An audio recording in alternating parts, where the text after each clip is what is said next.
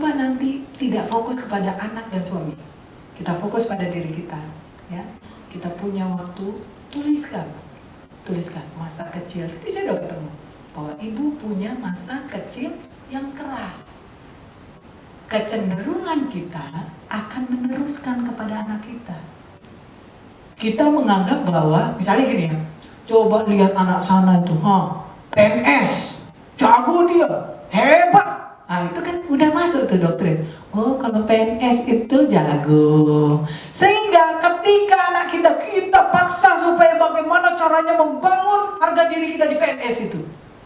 Apakah kita dibilang tidak pujian penyembahan? Oh pujian penyembahan.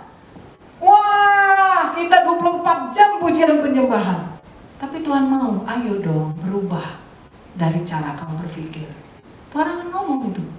Makanya orang nyalakan, bukan. Tapi ada hal yang kita harus bukakan di hadapan Tuhan. Dari kecil kita seperti apa? Apakah Tuhan gak bereskan itu? Bereskan, selesai. Dia udah bilang finish, gak ada lagi. Kita aja yang menghukum diri kita sendiri. Kita aja yang terlalu lama di dalam itu. Padahal Tuhan bilang tidak ada satu perbuatan baik pun. Apakah dengan anak kita PNS baru kita kelihatan bahwa kita diberkati? Kan udah berkali-kali dibilang enggak. Tapi kenapa balik-balik ke situ? Saya juga ada satu kelemahan di kita. Tuliskan itu di dalam diri kita. Apa yang berulang-ulang. Itu saya bilang gini. Dulu sebelum saya 36 tahun, saya kekurangan saya ada 30. Perlahan-lahan ini tinggal 2 lagi ini itu terus saya ingat memang karena pola kecil, pola asuh. Bayangin berapa lama dibentuk. Makanya itu berhubungan dengan orang Israel. Sudah dibelah laut Teberau, sudah dilakukan ini, balik lagi ke otak yang pertama. Jadi jangan minder. Memang kita nih yang harus hari-hari berubah. Kenapa? Jangan lelah, jangan letih. Kalau kamu tidak letih, kamu akan dapat buahnya. Kamu akan menuai. Letih itu di mana? Yang berubah hari demi hari, day by day. Gitu. Nah, nanti tulis, Bu. Saya karena itulah, maka sekarang hidup saya tenang. Kalau dibilang, jangan khawatir, tak usah aku takut. Wah itu saya bisa lah lewatin itu. Tak takut itu udah terasa. Jadi kalau hari ini ada saya mau dikejar hutang, ya hutang, karena saya bilang yang berakar itu yang perlu berubah itu saya. Saya bukan sibuk mikirin, aduh gimana nanti. Betul. Tapi saya belajar gini, kamu yang harus berubah. Nah itu, ini pergumulan saya. Nah jadi kayak kakak, ibu, gak apa-apa, saya juga lewatin dari itu. Sama-sama kita ini semua pasti.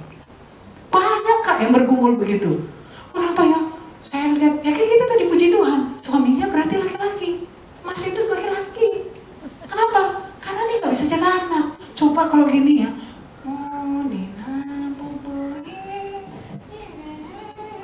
kaget kan kita. Kalau laki-laki memang gak bisa, itu bukan apa yang tadi Mbak E, memang struktur otaknya. Jadi bukan karena oh kamu kalau duduk-duduk sama teman-teman bisa, kalau sama saya nggak bisa. Memang dia laki-laki begitu. Coba kita duduk-duduk nih, semua perempuan ngomong, pasti agak sama kan? Kalau tadi sama kita masih sakit semua pinggangnya. Kalau udah mas ngomong dia, selain karena karakternya, tapi itu nggak akan menarik keselamatan kok. Kecuali akhirnya menjadi bumerang, misalnya gini. Sebenarnya dengan suami misalnya banyak melakukan dengan temannya, gak apa-apa kita ngobrol. Pak, kayaknya aku butuh bantuan kamu, tapi pasti kamu sulit deh. Ya, karena kan memang laki-laki begitu. Tapi aku perlu banget Pak untuk pergi misalnya ya. Nah, kamu jaga ya, gitu ya. Oke, dia bilang. Tapi coba kau siapkan dulu ini ya, gitu ya. Bisa jadi tenang kalau kita paham. Tapi dia bisa jadi bumerang ketika kita bilang, kau memang gitu. Saya pernah emosi, habis itu saya menyesal. Makanya bagus juga Mbak E, karena kemana? Saya gak mau emosi lah, gak mau emosi. Soalnya nanti pasti akan nyesal. Pergi aja dulu sini, pasti pulang dari sini. Wih, iya Pak ya, untung kamu laki-laki jadi pas ya. Kalau aku sama bukan laki-laki gimana? Tiba-tiba rumah semua udah bersih, kilat, ya anak-anak sudah makan, sudah minum susu, sudah ini.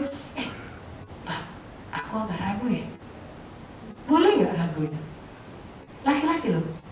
Kalau saya gitu, karena gini, jarang ada laki-laki yang semuanya dia klinis. Hah?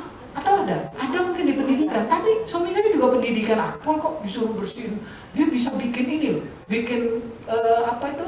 Di Akpol itu katanya mereka bangun, harus sudah koin dijatuhkan harus melempem. Jadi dia harusnya bisa membersihkan tempat tidur sampai rapi tuh. Tapi ternyata enggak, sekarang nggak bisa. Dia bilang gini, aku kemarin itu kan terpaksa, masa aku sampai menikah pun aku harus begitu. Tapi dia pengennya tiap hari kasurnya harus bagus, sampai harus koin harus bisa jatuh. Nah itu dia kendalanya. Tapi dia melakukan nggak bisa, dulu bisa, karena terpaksa. Nah kalau itu nggak terpaksa, ya coba aja, nggak menuduh juga, tapi ya bagus lah kalau begitu. Karena kakak abang ipar saya juga begitu, bisa ngepel, bisa ini. Tapi tidak sama dengan perempuan, dia melakukan karena ya itu gitu.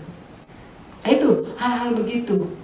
Ingatlah, singkatnya begini, ingatlah bahwa permasalahan dalam pernikahan, saya pakai ini dulu ya pernikahan karena mengerucutkan.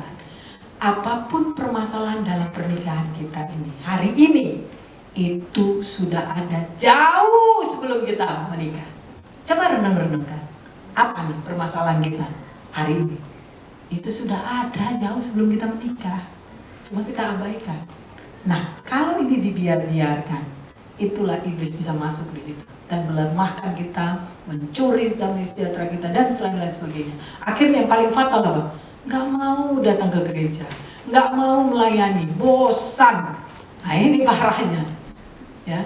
Jadi kita harapkan jangan begitu ya. Walaupun kita begini, segini, tetaplah saling menguatkan. Jangan saling nyampe di sini saling melemahkan lagi ya kan. Udahlah di rumah stres, masuk di gereja, itu tadi suaminya itu udah gini namanya. Saya percaya kalau kita nanti terus menerus untuk memahami ini, cara kerja otak, apa yang Tuhan lakukan di dalam kita, bagaimana life trap itu sehingga kita mau dirubahkan, apa yang sudah Tuhan kerjakan sama kita, yang finish, it is finished, semua selesai, lalu semuanya itu kita tambah-tambahkan untuk perubahan, masuk kita kepada pujian penyembahan, haleluya, kita akan terus semakin hari semakin seperti Kristus. Saling menopang, hari-hari semakin sulit, trompet sudah mulai ditiupkan, makin sulit Kak. Nah makanya Ibu, Mbak gak sendirian, kita semua ada di sini. Nah makanya Ibu Ketua kita bersyukur, Ibu Ketua buka kelas begini, bisa heart to heart, coba pelan-pelan. Ya kalau di Medan dulu saya kemarin kan baru dari Medan. Kalau di Medan itu karena saya lulusan itu, kita selalu orang person to person, ada selalu perbaikan. Ya, jadi percayalah Kak, kalau nanti Kakak mulai